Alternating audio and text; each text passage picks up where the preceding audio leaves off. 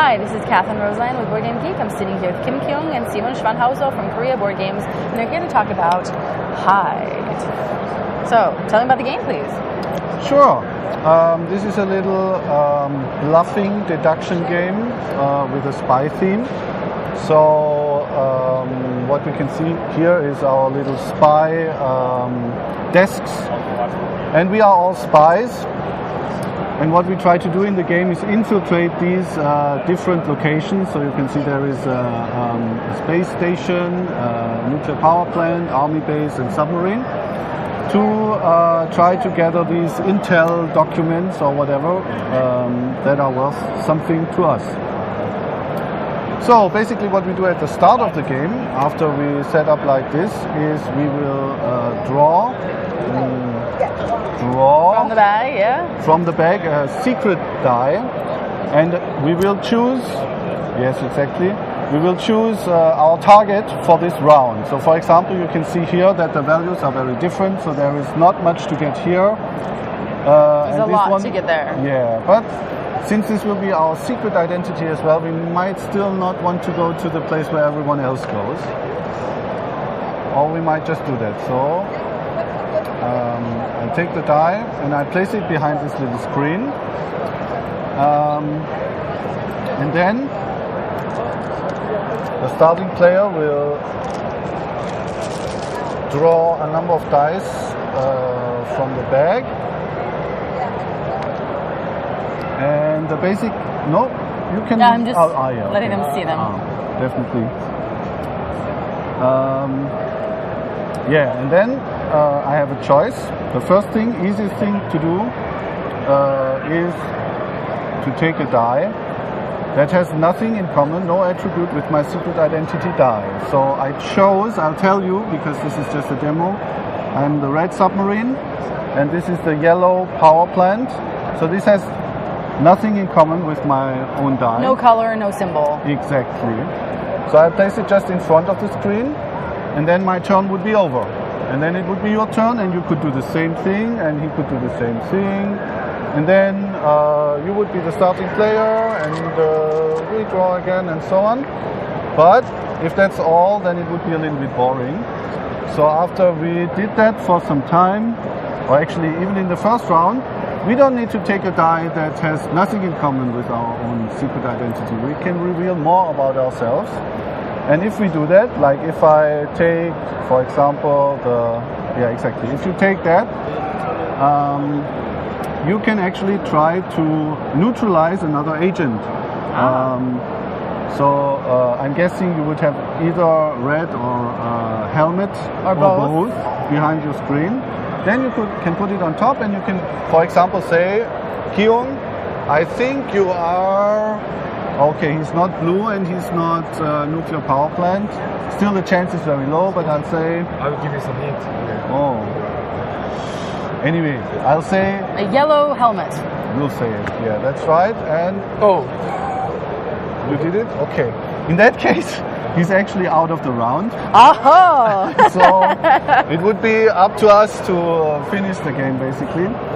But anyway, usually it's not that easy, and the point of the game is that clues will accumulate, and you will have more and more info, and then in the end there might be some shootings.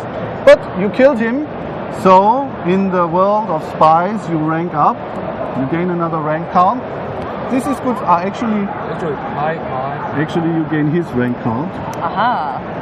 Sorry, my mistake. And in the next round he will not be a good target because he has not so many ranks, but you are a better target, because if someone shoots you, then you'll get both of mine. Exactly. Suddenly you wear what is that, target cross on your back, and now you move it here, so I'm the best target. Now this is the some is score and some goes to your rank. Anyway, if you ever manage to accumulate 7 ranks, you immediately win the game. Alright. But that is not very common, because someone will just try to eliminate you first, and basically everyone will gang up on you before it happens usually. But what happens if actually some agents survive the round? It's the following. Like we play until 4 dice in front of each player. And then if some people survive, they open up their covers, and then we can see where everyone goes. So, okay, in this case, it would be boring. You take your 7,000 piece of intel, and I take this one.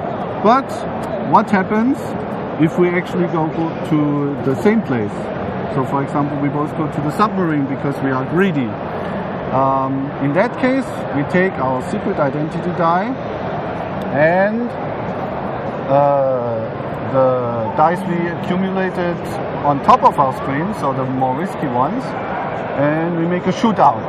So we basically roll against each other, and actually we use one die at a time, but what it means is if you reveal more, if you give more hints, you will also have an advantage once it comes to the shootout. And that's the whole basic structure of the game. And so it's a bit of a deduction game, and it's a bit of a, bluffing game because, so that's the spirit of it, basically. So how many players does it go up to? It's 3 to 5 players. So 3 to 5. And it goes for around 30 minutes in total for the 3 rounds. It's pretty fast playing. There's one more thing. If you experience this a few times, you might think it's you need a little bit more to influence it. So what we have is those little gadget cards, and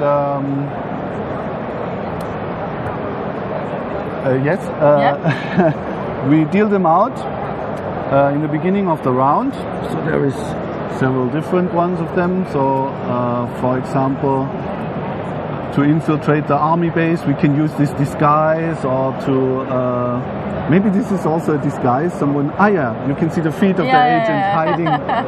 He's hiding in the barrel. I'm not sure if that is a very safe hiding place, but anyway. And what they do is basically, if you survive and you didn't use it, you get an additional die if you went to the army base. It supports the symbol. Exactly. So it gives you a little more hint where someone might go or not. And what you also can do is... Because if they have the support of that area, there's a bigger chance of them going there because they'll have a little advantage, right? But it's also dangerous because it's one more hint. So you don't really want to let other people know where you're going to be going either. If you're eliminated, there's nothing you can get in that round. So there's always some value in hiding, which is why the game is called Hide. There's one more thing you can do, and then we are finished. You can use it after your turn. Like, let's assume I took this and my turn is over. I can use the card one time in the round to change the face of one remaining die. And with experienced players, this actually allows for quite some mean play because you take options from the next player. So in this case, there's not a lot you can choose anymore, right? And that's it. All there is to it. Hidden identity dice espionage. Right. From Korea Board Games.